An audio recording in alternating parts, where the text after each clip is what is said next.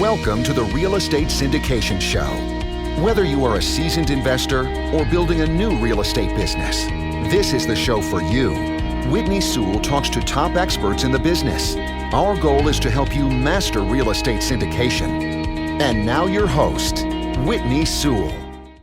This is your daily real estate syndication show. I'm your host, Whitney Sewell. Today our guest is Niccolo Mastromatteo. Thanks for being on the show, Niccolo. Yeah, thanks for having me, Whitney. Yeah, awesome. Well, I'm grateful to have you on the show. Niccolo is a commercial real estate developer, commercial real estate investment sales broker at Freedman Real Estate from 2017, 2018, currently the principal at Pimpernel Developments. So he's developing projects. I'm looking forward to hearing Niccolo's just transition from working at a brokerage firm to being a developer now, and also how that's helping him in a way of finding deals and in closing deals that maybe you and I can't close, and how he's taking advantage of that skill set. So, but Niccolo, give us a little more about your background and getting into this space. Why real estate, why development, why syndication, and let's dive into your superpower. Yeah, sure. So I got into real estate originally. 2016, I saw a documentary on a real estate developer, fall 2016, and it looked interesting to me. It's kind of left brain and right brain type of thing. And I was kind of searching for what to do after graduating. And so I found a paid position in commercial real estate, which isn't always the easiest thing to do for entry level. And it was kind of a position that I could look into at a big company locally, at least in Southeast Michigan. That's Freedman Real Estate. And I was a new business development. So I got to look into construction, into brokerage, property management, the financing side, kind of every arm of the industry, and kind of got a good feel for the different asset classes, this and that. Moved into brokerage I think it was about 9 months after I started there, and did brokerage for, I don't know, about a year, and then switched into development, left the company on very good terms, and I still talk with the guy who mentored me, and once in a while other people at the company. But I left for specific developments that I had actually called on originally. So my first 2 calls as a broker are still the deals I'm working on now, and so I've gotten a lot of good experience in development, and sat in a lot of meetings that I otherwise wouldn't have if I didn't leave at that specific time. But meetings with the State Economic Development Corporation, the county, the city, and the city politics. And the city is kind of notorious for having a hairy situation in that regard. So the projects on paper have gone nowhere. But in the background, it is kind of, everything's kind of really built to a crescendo. And actually, one of them in particular is just so happens to be tonight. Happens to be a what? A crescendo. It's kind of like a do or don't do situation for the city. So okay. It's a pretty complicated deal that, it's really complicated, but basically I'm buying these 2 big office buildings that also include an agreement that is the result of 6 years of litigation between the owners and the city. And that what's called the settlement agreement is terrible for the city financially and in every other manner now and going forward, with liabilities and this and that. So basically I'm proposing to release them from that settlement agreement in exchange for giving me the massive parking structure in between the properties I'm buying, and for a cash contribution and a bunch of incentives to redevelop the downtown area. And tonight, they either decide to move in favor of my proposal, or they go off into what is they're calling settlement default, which is back to receivership and emergency management and all that. And there's other proposals on the table that are not feasible. So my challenge has been to communicate to the council that it really is either they go into default. Their decision tonight is either they default in a month and go into mediation, the court date's already been set, or they sign my 3-party LOI with the seller to push back that November 1 deadline and negotiate the details of my deal with the city.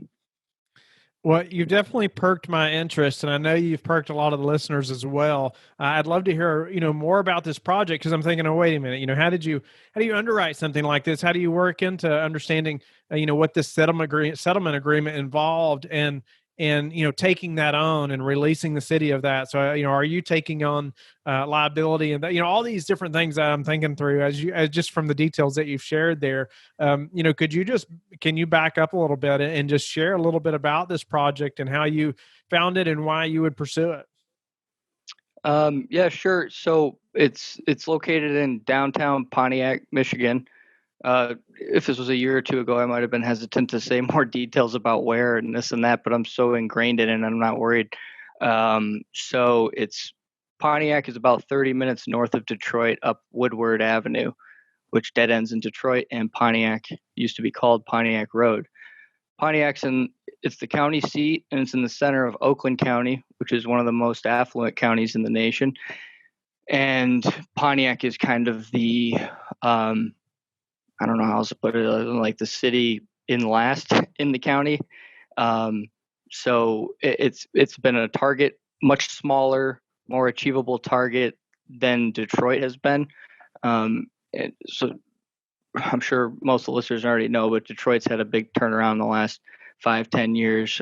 Pontiac is much smaller geographically and more doable to revitalize, but the political situation is horrendous from what I hear. I don't have much experience in other cities, but the owner who's selling me these properties has developed 2, 3, 400 unit apartment complexes in 5 states and a few different cities in those states.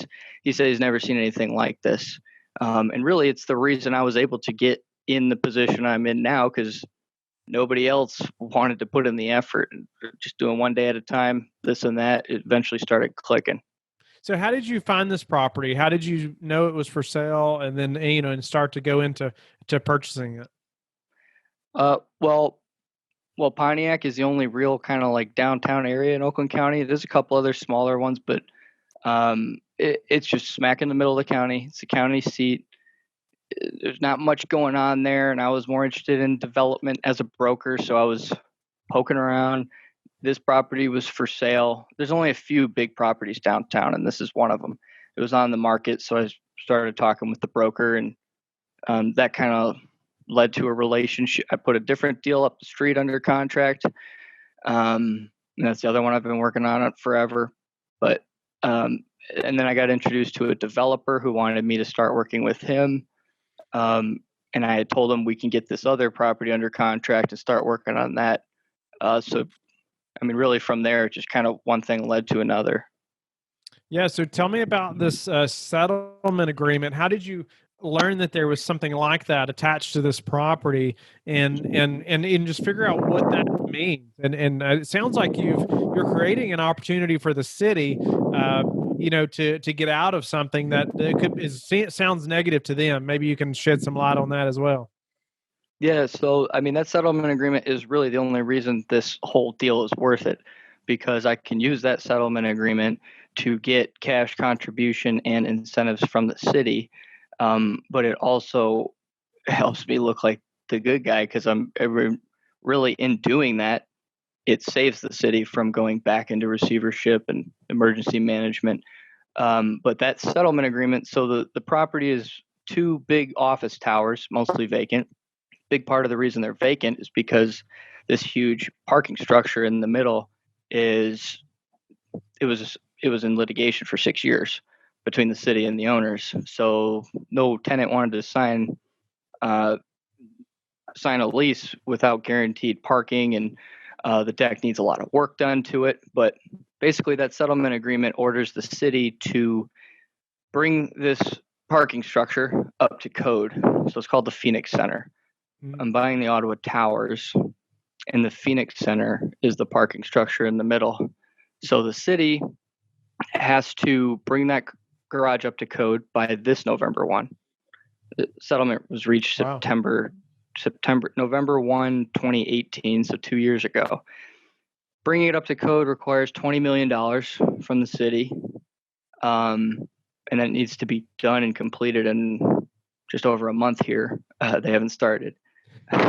I'm probably a part of the reason that they haven't started, because I think they want to do this deal with me, but they're just hesitant. But so they have to spend $20 million to bring it up to code. The garage is 2,400 parking spots. They have to give Ottawa Towers 1,800 of them for free. So the city owns the garage. They have to give 1,800 free parking spots for 10 years. Really, it's essentially free for 30 years. You're approaching demo time at that point.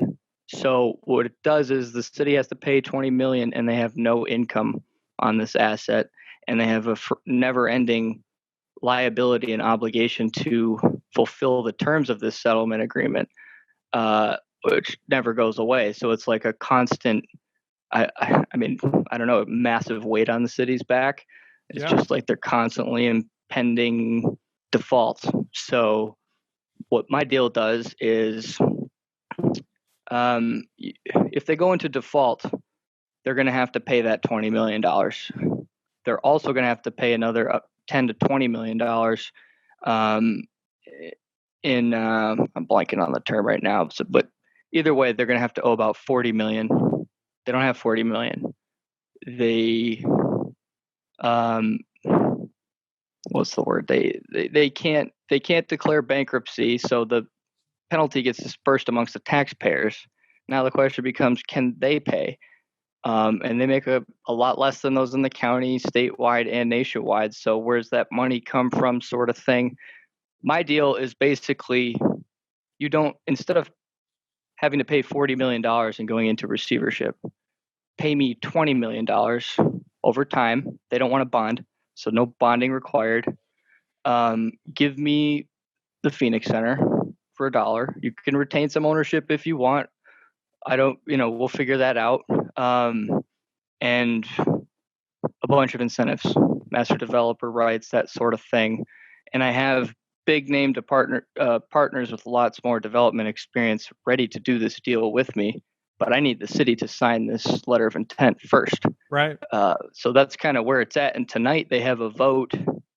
Finally, I put this under contract November last year, to vote whether or not to move forward with my proposal, one of 4 other proposals, which are all not viable, which is hard to communicate to them, or they go into default. So really it comes down to they default and they're going to owe $40 million and go into receivership, or they do this deal with me.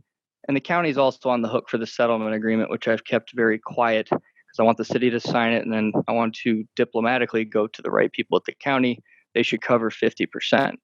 So it saves the city from receivership, and it provides the opportunity to start fresh and kind of build a new Pontiac downtown. Bedford's cost segregation specializes in generating significant tax savings via their engineering-based studies for commercial real estate clients nationwide. Founded in 2002, Bedford is one of the largest independently owned cost segregation providers in the country, with over 14,000 studies completed to date in multiple offices throughout. The most important decision ownership can make when incorporating cost segregation within their real estate portfolio is selecting the right provider. With only 43 certified cost segregation professionals nationwide, Bedford is proud to employ 8 of them and takes the quality of their people as seriously as their studies. Every certified cost segregation professional has passed a rigorous test combining knowledge of technical engineering issues, legal tax issues, ethics standards, and requires a strict level of prior work experience to be eligible. Bottom line, not all cost segregation providers are created equal. So be sure to take the decision seriously from the beginning to protect yourself for years to come. Please contact Bedford's Business Development Director, Frank Judici, to learn more. I wondered what happens to the settlement agreement if they agree to move forward with you. So I would first I'd close on Ottawa Towers, and contingent on the city transferring ownership of Phoenix Center to me and providing the other incentives and this and that. So I close on Ottawa, I close on Phoenix, then I release them from the settlement agreement. And the declaration of parking easements, which nobody else ever talks about, and it's a massive problem for the city. So I don't know how it's going to shake out, but that's really the gist of it. Is they contribute the deck and X amount of dollars and incentives. I close on Ottawa and Phoenix, and then I release them from the settlement agreement. You don't have to complete the upgrade to the parking structure by November 1st, do you? No, because I would own that settlement agreement. And really, my goal with all this is, so Pontiac has a loop, a five-lane one-way highway loop around downtown. The county's had plans for 10, 20 years to convert that to two-way traffic. Hasn't been able to do it. I would like to convert that loop to two-way traffic, and I know I can do that with this deal with the city. That's kind of a side note. But I do want to reconnect Woodward to downtown Pontiac too, which will require demoing at least part of the Phoenix Center, if not the whole thing. So I need to get detailed assessments done of the Phoenix Center shortly after the city signs my LOI. Wow. So what, and I know we can't dive into every detail of a deal like this, but it's so creative and out of the box. I love talking about it and helping the listener to hear something, like this. It's not just your typical deal. So how in the beginning, how did you look at this and say, well, wait a minute, here's something that we can make some money on. It may take us a year or 2 years or whatever dealing with the city, but it's going to be worth that much time and wait. Well, there was only a few buildings downtown, and we were under contract to do a development on the tallest building downtown, 1920s built, beautiful structure type of building. So this one of the other few large properties, and it was for sale on the market. So I started looking into it, and then started trying to figure out a way to put it under contract with the seller. He'd never signed an agreement. Learned about this settlement agreement. Learned about this, learned about that, just kind of thinking about it on the side with the other development was 28 North was the focus, but this Ottawa Phoenix thing, the more that was learned about the settlement agreement, the more creative thinking started happening in discussions with others where the ideas kind of just built on each other. And that's, so I think the idea first to sell that settlement, first, it's what got under contract. So we found out the owner wanted to sell everything and get out of Pontiac. He owns other properties too. So now I got to buy these 3 schools I don't want. And these Ottawa Towers don't necessarily want.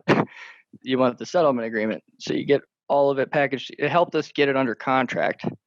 And then, while doing that, we found out a way to monetize it. Nice. Well, it's if that makes a little more sense. Very creative. I know most wouldn't stick it out and figure all that out. But I wish we could, had the show tomorrow so we could know what the council decided. But Niccolo, what's been the hardest part of your commercial real estate career? Working with the city. Getting them to, well, I don't blame them, but they have some real deep-rooted trust issues that I think go back to well before this. The litigation started in 2012. So it's a really hairy political situation, and they have elections coming up. They're a year behind everyone else, but navigating the city politics has been extremely difficult. Just getting it on the agenda for tonight took a year. So in one sentence, what's some advice that you have for the listener who's dealing with the city or, a city council or something similar to this? I don't know. Listen as best you can, trust nobody. I've listened and talked with everyone. I tried to keep a low profile, not be seen in public with anyone, because I don't know who's going to jump to conclusions about anything, this or that. And it's really hard to pimp. They tell you that go get X, you go get X. They don't think you can get X, and then you go get X, and you come back to them. They say go get Y. So it's a lot of dancing, and I'm trying to find the true leverage because I don't know how else to get it. I mean, being the nice guy doesn't always work. I'm not out to hurt the city. I'm trying to only benefit the city. Right. But because of their trust issues, they're constantly. Sometimes if you're trying to do something for the right reason, they just don't believe it. But as far as advice, I feel like the longer I'm in this and the more I learn, the less advice I have to give. What's the number one thing that's contributed to your success? Probably persistence and a positive outlook leads to creative thinking to find the right solution. And how do you like to give back? That's something I have been thinking about doing if this ever finally goes through. But really, I guess in the process, I've kind of given back. I left a very reputable firm, strong position. I've turned down unsolicited offers for jobs. So the income stream has been lacking for 2 years due to my obsession with this project. But the way that helps me keep going is to remember that I'm doing it for the people in the city, and there's a very strong pride with the city, and to keep that going. So I guess I'm kind of giving back while doing this, or at least that's what helps me be motivated. Yeah. Well, Niccolo, it's been a pleasure to get to know you a little bit and hear your story, and really hear about this property. This project is so unique. There's so many different things about it, and just your desire to push forward and to keep pursuing this project and everything you've had to do to make it happen. So grateful for your time today, and grateful for just you sharing that with us. I think it's probably opened the eyes of the listeners somewhat to think about deals that are outside the box and getting creative. So thanks again. How can the listeners get in touch with you and learn more about you? Well, one way is my cell phone. I don't mind sharing it. Call or text 248-464-5373. Prefer if you let me know who's calling and why. My email is niccolo.mastromatteo@gmail.com. I'll spell it NICCOLO.MASTROMATTEO@gmail.com. Other than that, you can find me on LinkedIn or just Google. Thank you for listening to the Real Estate Syndication Show, brought to you by LifeBridge Capital. LifeBridge Capital works with investors nationwide to invest in real estate, while also donating 50% of its profits to assist parents who are committing to adoption. LifeBridge Capital, making a difference, one investor and one child at a time. Connect online at www.lifebridgecapital.com for free material and videos to further your success.